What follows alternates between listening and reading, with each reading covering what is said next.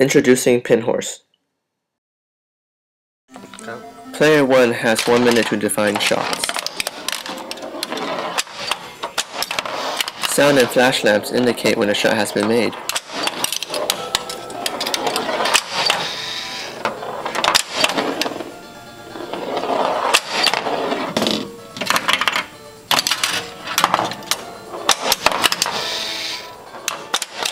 Here the sword lock release adds a 1 second delay.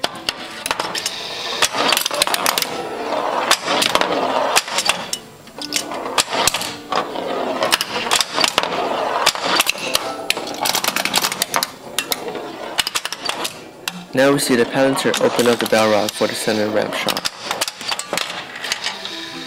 Once player 1's turn ends, player 2 has 1 minute to match the shots.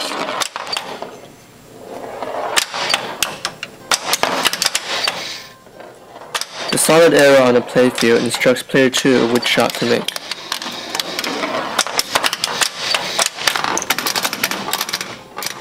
The dot matrix display also tells player 2 which shot to make.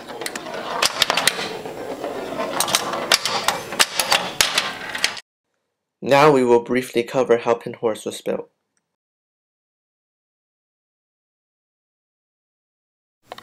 Some major playfield parts include the slingshot and the flipper, which we see here.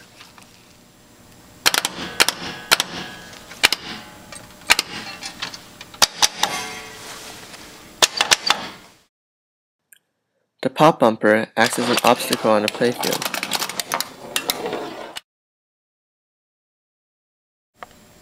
The top saucer kicks the ball across the playfield, while the up kickers kick the ball up into the upper playfield.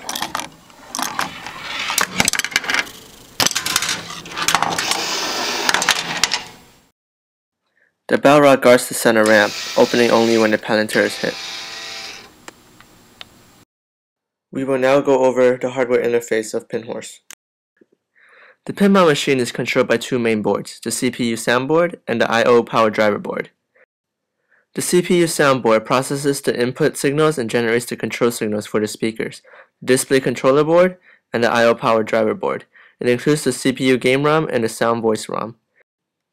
The I/O power driver board drives the output devices. It includes registers that hold the status of each output device. The CPU soundboard sets the data of these registers. The I/O power driver board then activates the output devices accordingly. Here connectors A, B, and C are connected to the intermediate switch detection card. Connector E is connected to the DMD, and connector D is connected to the digital I/O card. The intermediate switch detection board filters and buffers the incoming switch signals, similar to what the CPU soundboard did before. The connection of the switches to the computer are as shown. The digital I/O board interfaces the PC to the I/O power driver board and the intermediate switch detection board. We use a National Instrument PCI 6509, a 96-channel 5-volt TTL CMOS digital I/O card. This card will be sending out all of the control signals that will be controlling the pinball machine except for the DMD. The DMD board that controls the DMD is powered by the Parallax Propeller microcontroller. For our purpose, we use the Propeller demo board. The Parallax Propeller has 8 parallel cores, called cogs. For our DMD driver, we use 3 cogs, one to handle the serial communication with the PC, one to process the data received from the PC, and one to drive the dot matrix display. Here is a demo of our DMD in action. Our laptop is running OpenSUSE with graphics produced by SDL. The screen data is transferred to the DMD board through a virtual COM port connected through a USB cable. The PC that will be running our game program is a Dell Inspiron 530 with an Intel Core 2 Quad Q6600 running at 2.4 GHz. It is running OpenSUSE 10.3 with a recompiled kernel that supports a high-resolution timer. The only additional libraries needed besides the pinball libraries are the digital I/O board driver and libserial for the serial communication with the DMD.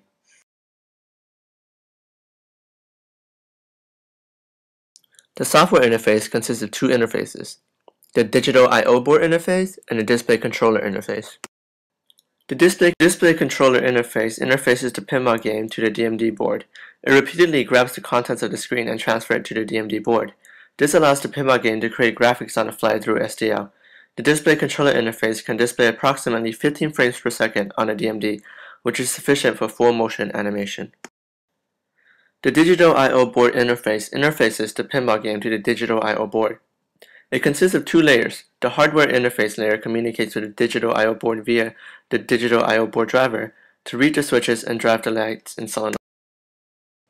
The behavior layer uses the hardware interface layer to implement behaviors for every output device. Pinball games need to contain a main loop that repeatedly calls the main loop function of the behavior layer to read the current statuses of the switches and set the current status of the lights and solenoids.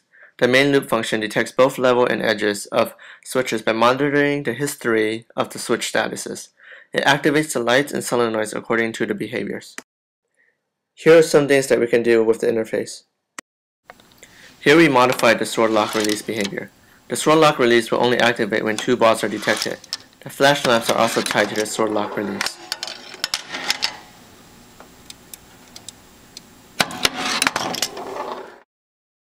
Here the switches tied to the slingshots are reversed.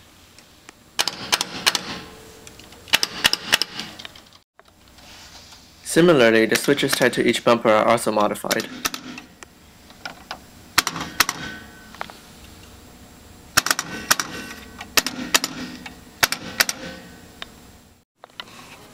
Now we will demonstrate what we can do with the lights. Here the lights are turned on in a pulse pattern radiating from the press flipper switch.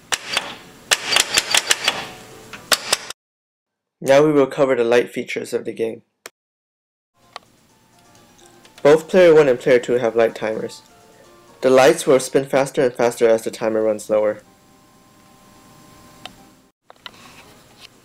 Here is the flipper light effects. When you push the flipper buttons, arcs of light will come radiating from the press flipper switch.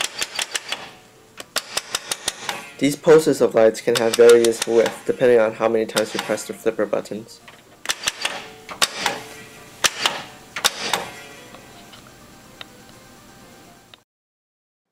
Player 2 has light arrows to instruct them where to hit the ball.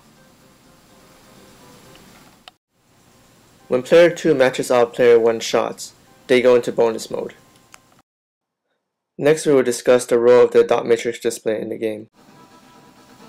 The dot matrix display conveys 4 pieces of information to the player. The upper left shows which player's turn it is, and the upper right shows the timer. The bottom left gives the instructions to the player, while the bottom right shows the number of shots that has been made.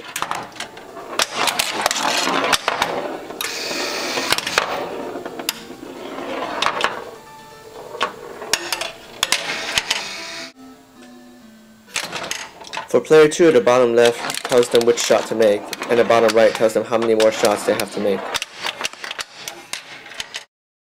Now we will cover the shots available in the game. Here is the left orbit shot.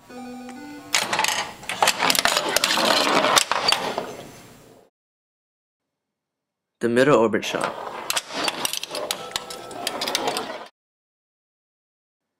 And a right orbit shot. The ramp shots are trickier. Here's the left ramp shot. It has to make it all the way up for it to count. Here is the right ramp shot.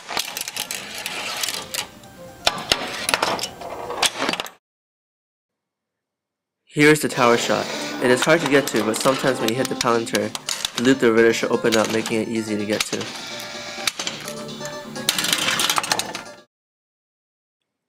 This is the hardest shot in the game. When you hit the palantir, the loop diverter and the Balrog would open up.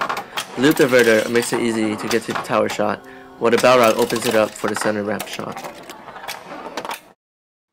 Now here is a full run of Pinhorse.